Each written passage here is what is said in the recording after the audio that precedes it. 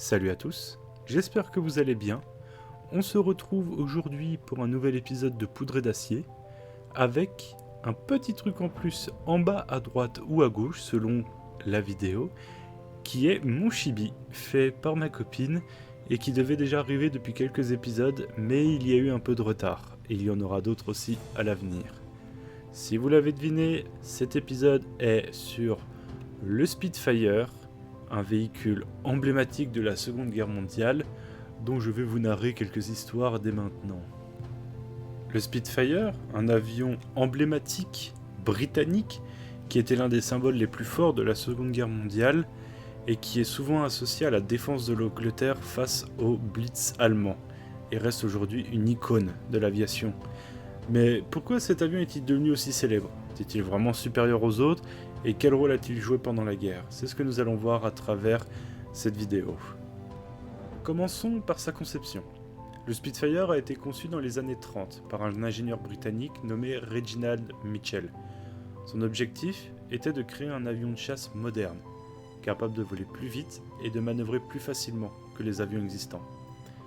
L'une des caractéristiques les plus reconnaissables du Spitfire est la forme de ses ailes. Elles sont elliptiques, ce qui signifie qu'elles sont en forme arrondie très particulière. Cette forme n'a pas été choisie au hasard. Elle permet de réduire la résistance de l'air et d'améliorer les performances de l'avion, de manière générale.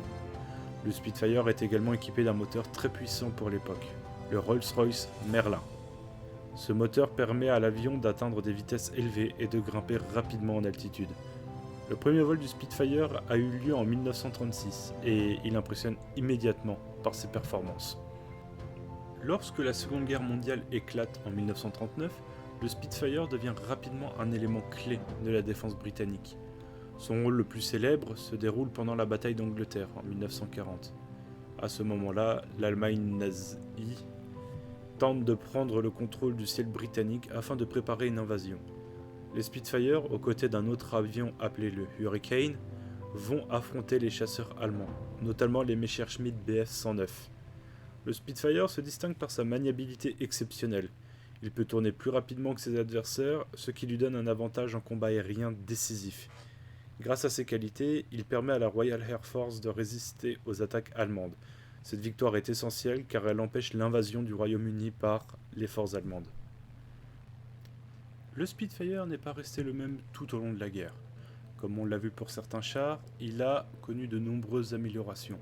On compte plus de 20 versions différentes du Spitfire.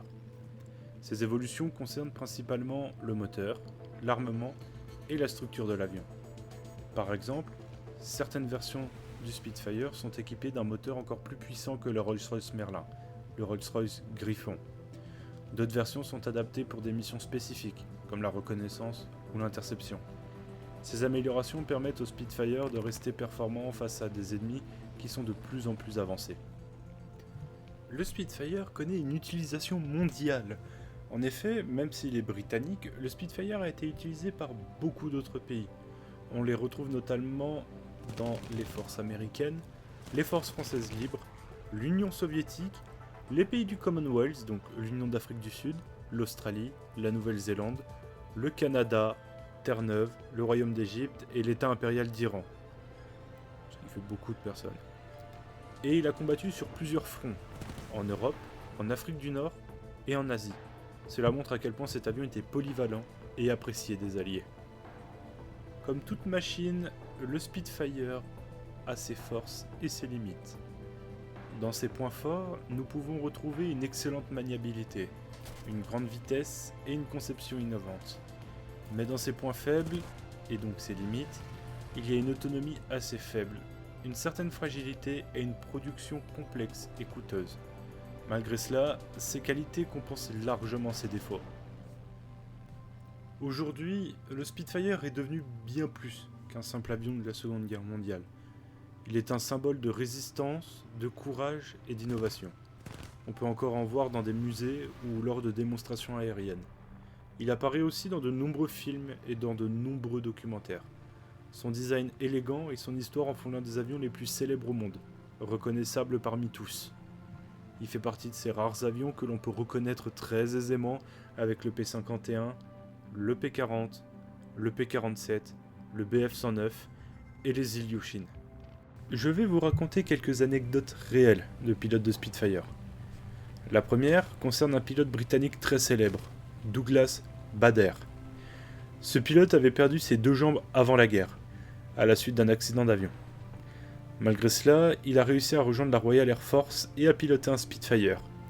Il devient même un as de l'aviation, remportant de nombreuses victoires contre des pilotes ennemis. Son courage et sa détermination en ont fait une véritable légende.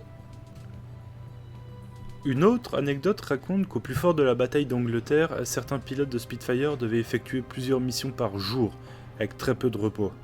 Ils décollaient, combattaient, atterrissaient, puis repartaient presque quasi aussitôt. La fatigue était immense, mais ils continuaient malgré tout pour défendre leur pays.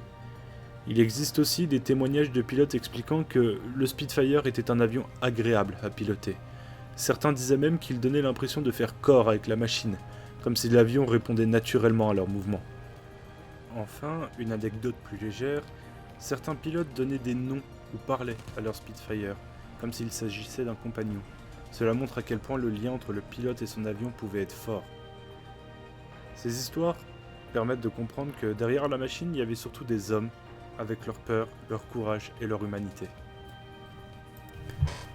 Pour conclure, le Spitfire est un avion exceptionnel qui a marqué l'histoire. Grâce à ses performances, il a joué un rôle crucial pendant la Seconde Guerre mondiale, notamment lors de la bataille d'Angleterre. Mais au-delà de ses qualités techniques, il est surtout devenu un symbole fort de la résistance britannique. C'est cette combinaison entre performance, histoire et symbolique qui explique pourquoi le Spitfire est encore aujourd'hui aussi célèbre. Si la vidéo vous a plu, n'hésitez pas à la liker, commenter, partager, je vous en serai éternellement reconnaissant. Je remercie mon escadron, la SRFL, avec qui, comme toujours, ces vidéos ne pourraient pas être faites, ou du moins de manière beaucoup plus compliquée. Je vous dis au mois prochain pour le nouvel épisode. Je vais difficilement pouvoir trouver un petit indice, parce que je vais parler d'un bateau français. Voilà, je le dis directement. Je vais essayer de trouver peut-être le bruit de son corps, ou de son klaxon, pour donner un indice sur quel bateau c'est. Je vous dis à la prochaine. Allez, salut!